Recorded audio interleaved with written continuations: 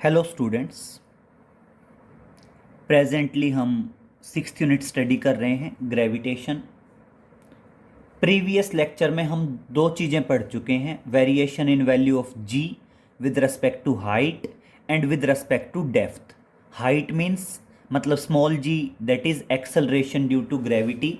उसकी वैल्यू में क्या वेरिएशन आएगा हाइट के रेस्पेक्ट में और डेप्थ के रेस्पेक्ट में। और आज हम बात करेंगे variation in value of ji due to the rotational effect of the earth. मतलब अर्थ जो है बेटा वो अपनी एक्सिस के अबाउट रोटेट करती है और उस वजह से एक्सेलरेशन ड्यू टू ग्रेविटी में क्या वेरिएशन है। तो देखिए टॉपिक है variation in value of ji due to rotation of the earth, due to rotation of the earth, या इसको कह देते हैं दैट इज लैटिट्यूड। क्या कह देते हैं? That is latitude. Variation in value of ji due to latitude या रोटेशनल इफेक्ट। अब समझिए बेटा, आसान है, कोई ज़्यादा कॉम्प्लिकेशंस नहीं है, कुछ चीज़ें क्लियर करेंगे। एग्जैक्टली हम कहते हैं अर्थ की दो पोजीशंस हैं, एक है इक्वेटर और एक है पोल। मान लीजिए this is the pole, north pole, and this is the south pole, and these two points are the equator, and this is the equator plane। ये क्या है? इक्वेटर हैं और इनको क्या कह दिया जाता है? इक्वेटर प्लेन कह दिया जाता है। यहां पे मान लीजिए this is the centre O and this one is the radius. और ये क्या है बेटा? ये है आपका रेडियस। और अर्थ जो है अपनी एक्सिस के अबाउट रोटेट कर रही है। अर्थ जो है अपनी एक्सिस के अबाउट क्या कर रही है? रोटेट कर रही है। अब सबसे पहले बात करते हैं व्हाट इज लैटिट्यूड। अगर मान लीजिए कोई बॉडी यहां पे है, मान लीजिए कोई बॉडी यहां पे है एट पॉइंट P, तो लैटिट्यूड क्या है बेटा? अगर मैं इसको मिलाऊंगा यहां पे तो ये जो एंगल बनेगा इक्वेटोरियल प्लेन के साथ, इसे कहा जाता है लैटिट्यूड। तो लैटिट्यूड क्या है? It is just the angle made by the line joining to the body with the centre of the earth with equatorial plane. Body को सेंटर से ज्वाइन करने वाली लाइन इक्वेटोरियल प्लेन के साथ जो एंगल बनाएगी उस एंगल को कहते हैं लैटिट्यूड। और अगर मान लीजिए बॉडी इक्वेटर पे है तो बेटा इक्वेटर पे लैटिट्यूड की वैल्यू 0 होती है और पोल पे लैटिट्यूड की वैल्यू कितनी होती है? 90 डिग्री होती है। अब अगर मान लीजिए बॉडी का मास m है तो बॉडी का वेट डाउनवर्ड एक्ट करेगा towards the centre of the अर्थ। और अर्थ जो है बेटा अपनी एक्सिस के अबाउट रोटेट करती है, तो इसका मतलब ये बॉडी यहां पे क्या कर रही होगी? एक रोटेशनल इफेक्ट कर रही होगी, इस तरह से रोटेट कर रही होगी, इस फिक्स पॉइंट के अबाउट ऐसे रोटेट कर रही होगी। क्लियर? इस तरह से रोटेट कर रही होगी अगर ये रोटेट कर रही है तो। और अब देखिए अगर ऐसे रोटेट कर रही है तो इस पॉइंट के अकॉर्डिंग जो रेडियस होगा वो रेडियस मान लीजिए स्मॉल r, और बॉडी पे यहां पे एक सेंट्रीफ्यूगल फोर्स एक्ट करेगा जो आउटवर्ड एक्ट करेगा। और सुनना बेटा, बहुत ध्यान से समझिए, जो सेंट्रीफ्यूगल फोर्स होता है, क्लियर करेंगे, जो सेंट्रीफ्यूगल फोर्स है आप चाहे सेंट्रीपिटल फोर्स कह दीजिए या सेंट्रीफ्यूगल फोर्स कह दीजिए, बेसिकली किसके बराबर होता है, mv²/r के बराबर होता है। क्लियर। और v किसके बराबर है, r ओमेगा। तो मैं यहाँ पे वैल्यू रखूँगा, तो जो सेंट्रीफ्यूगल फोर्स होता है वो किसके बराबर हो जाता है, m²r। किसके बराबर हो जाता है, m²r। तो यहाँ पे जो सेंट्रीफ्यूगल फोर्स होगा वो एक्ट करेगा। और अब अगर बेटा ये एंगल थीटा है, तो मैं थीटा एंगल के अकॉर्डिंग सेंट्रीफ्यूगल फोर्स को दो कंपोनेंट में रिजोल्व कर रहा हूं। एक कंपोनेंट ये आएगा और दूसरा कंपोनेंट टेंजेंशियल आएगा। ये थीटा है तो ये एंगल भी थीटा होगा, और ये क्या आ जाएगा, सेंट्रीफ्यूगल फोर्स का कोस कंपोनेंट आ जाएगा। अब अगर बेटा ये एंगल थीटा है तो ये एंगल भी क्या होगा, this is the angle theta and this is the capital radius, capital R, this is the radius of the earth. Complications हैं, समझ लीजिए। Earth, centre O, radius capital R, these are the poles and these are the equators. Clear. Rotate कर रही है और मान लो body है पॉइंट पी पे, बॉडी का मास है m, तो वेट कहाँ एक्ट करेगा, टुवार्ड्स द सेंटर। अगर अर्थ अपनी एक्सिस के अबाउट रोटेट करेगी तो जो बॉडी पॉइंट पी पे है वो यहाँ सर्कुलर पाथ फॉलो करेगी। इस सर्कुलर पाथ का रेडियस स्मॉल r मान लीजिए। जो बॉडी यहाँ पे है उस पे सेंट्रीफ्यूगल फोर्स आउटवर्ड एक्ट करेगा अवे फ्रॉम द सेंटर। मैं उस सेंट्रीफ्यूगल फोर्स के दो कंपोनेंट कर रहा हूँ, एफ सी कोस थीटा, और ये कंपोनेंट क्या आ जाएगा, that is F C sine theta. तो सबसे पहले कहेंगे consider body of mass m at the point P on earth surface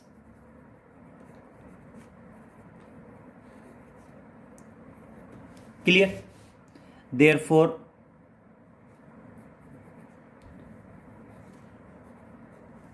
weight of the body mg act towards the center of earth, towards the center of earth,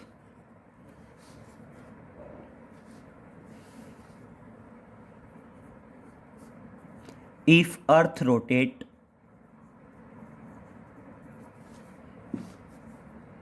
then body rotate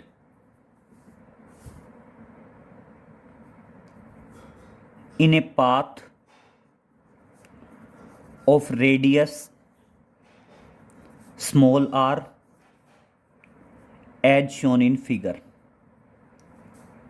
as shown in figure। therefore centrifugal force, centrifugal force किसके बराबर होएगा बेटा, mr omega square. Clear. अब देखिए centrifugal force को हमने दो component में रिजोल्व कर दिया, F C sine theta and F C cos theta. और अब आप बात करेंगे now effective weight of the body, now effective weight of the body. और क्लियर करिए बेटा, बॉडी का वेट जो था वो कहाँ एक्ट कर रहा था, towards the centre. F C cos theta outward act कर रहा था, और इसलिए जो अफेक्टिव वेट होगा डब्ल्यू डैश वो किसके बराबर होगा बेटा, वो बराबर होगा actual weight minus F C cos theta. किसके बराबर होगा, minus F C cos theta. Clear हुआ। तो ये वैल्यू हम किसकी टर्म्स में बता सकते हैं, वेट की टर्म्स में बता सकते हैं। वैल्यू रख रहे हैं तो देखना क्या आएगा, m g dash is equal to m g minus m r omega square cos theta. पूरी इक्वेशन में से m रिमूव कर दें और अब स्मॉल r की वैल्यू रख रहे हैं। तो स्मॉल r की वैल्यू रखने के लिए देखना, ये पॉइंट O है, ये पॉइंट P है और इस पॉइंट को मान लीजिए O डैश।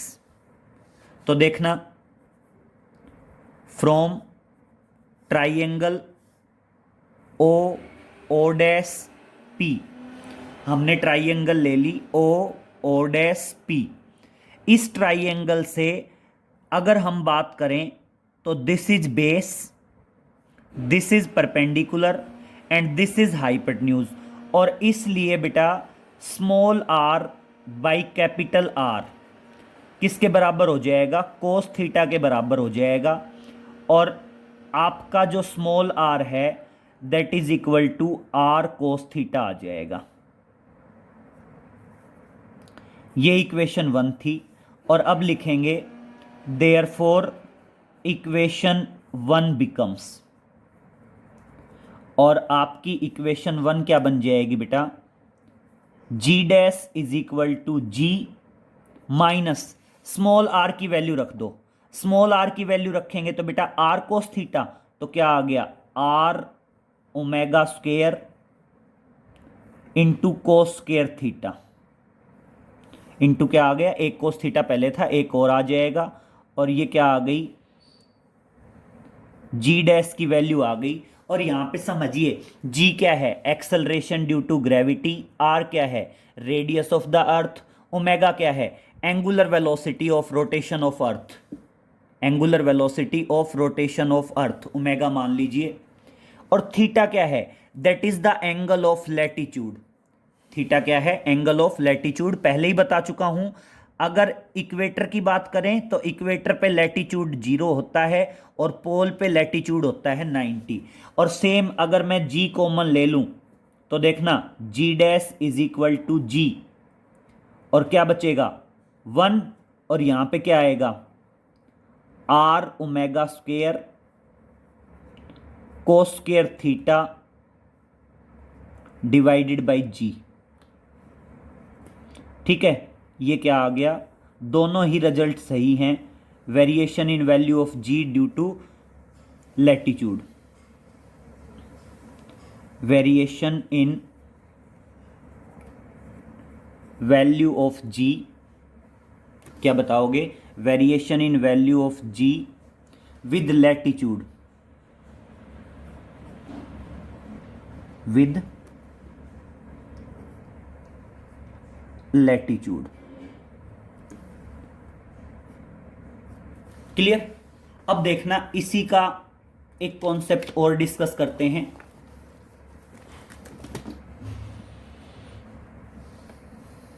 मान लीजिए हम कहते हैं,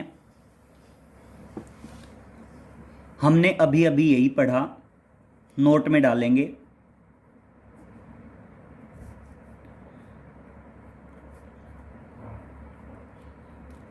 variation in value of ji due to rotation of earth, या इसको शॉर्ट में कह दिया जाता है लैटिट्यूड। हमारा क्या आया result, G dash is equal to G minus R omega square cos square theta, या अगर कॉमन लेना चाहें तो G dash is equal to G into 1 minus R omega square cos square theta divided by G. दोनों ही result सही हैं। और इनको हम किसकी टर्म्स में बता सकते हैं, वेट की टर्म्स में भी रिप्रेजेंट कर सकते हैं अगर दोनों तरफ m से मल्टीप्लाई कर दें। अब देखिए यहीं पे मैं बात करता हूं स्पेशल केसेस की। स्पेशल केसेस में सुनिए, if body is at the pole. अगर बॉडी किस पे हो, पोल पे हो, तो बेटा ध्यान रखना, मैं पहले भी बता चुका हूं, पोल पे लैटिट्यूड जो है, थीटा जो है, वो कितना हो जाएगा, 90 हो जाएगा। और बेटा कोस 90 की वैल्यू 0, और आप क्या बताओगे, जी डैश इज इक्वल टू किसके बराबर होगा, जी। मतलब रोटेशनल इफेक्ट की वजह से पोल पे कोई असर नहीं पड़ता, जी की वैल्यू सेम रहती है, मतलब बॉडी का वेट क्या रहता है, सेम। और अगर मैं कह दूं if body is at the equator,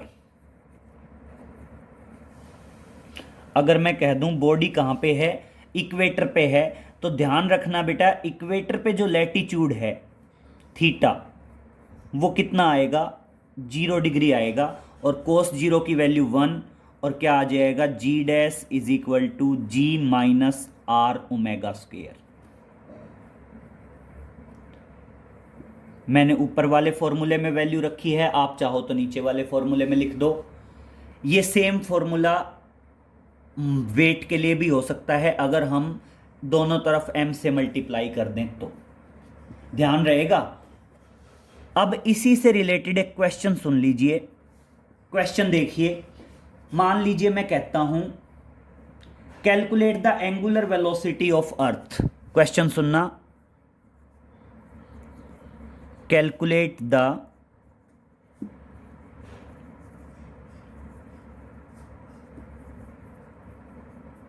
angular velocity of the earth. हमने एंगुलर वेलोसिटी कैलकुलेट करनी है किसकी, अर्थ की। For which the effective acceleration due to gravity, for which the affective